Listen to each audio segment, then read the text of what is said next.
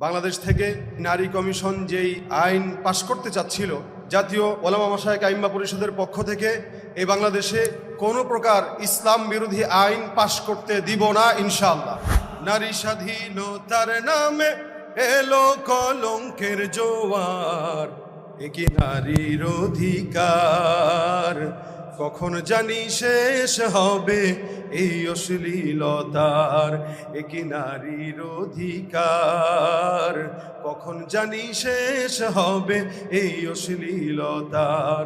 Ward commissioner থেকে union পরিষদে ক্রমান্বয়ে দেখো রে ভাই একেবারে সংসদে। ওয়ার্ড কমিশনার থেকে ইউনিয়ন পরিষদে ক্রমান্বয়ে দেখো রে ভাই একেবারে সংসদে।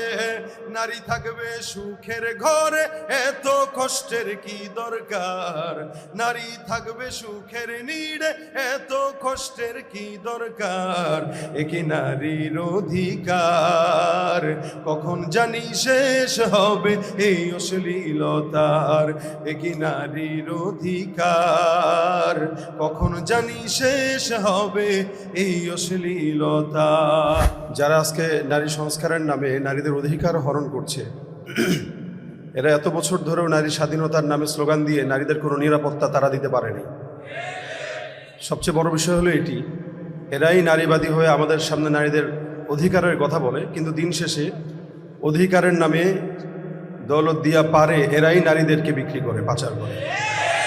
অথচ ইসলাম স্পষ্ট যেই স্বাধীনতাগুলো দিয়েছে, এই স্বাধীনতাগুলোর কথা যদি তারা বলতো, তাহলে বাংলাদেশে প্রত্যেকটা নারী শান্তিতে থাকতো, স্বাধীনতা নিয়ে থাকতো, এবং এই বাংলাদেশে কোনো ধর্ষণের শিকার অন্তত কোনো নারী হতো না।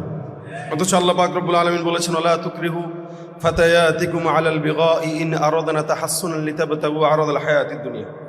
তোমরা ধন সম্পদের লোভে পড়ে যে সমস্ত মানুষ যুবতীদেরকে ব্যভিচারে লিপ্ত করে, এদের ব্যাপারে আল্লাহ পাক রব্বুল আলামিন কথা বলেছেন তারা যেন এটা না করে, এটা অত্যন্ত খারাপ। আজকে আমরা সংসদ থেকে বাজার পর্যন্ত সব জায়গায় নারীদেরকেই দেখি যারা অধিকারের নাম দিয়ে বেহায়াপনা, অশ্লীলতার দিকেই আমাদের যুব সমাজদেরকে ধ্বংসের দিকে ঠেলে দিচ্ছে।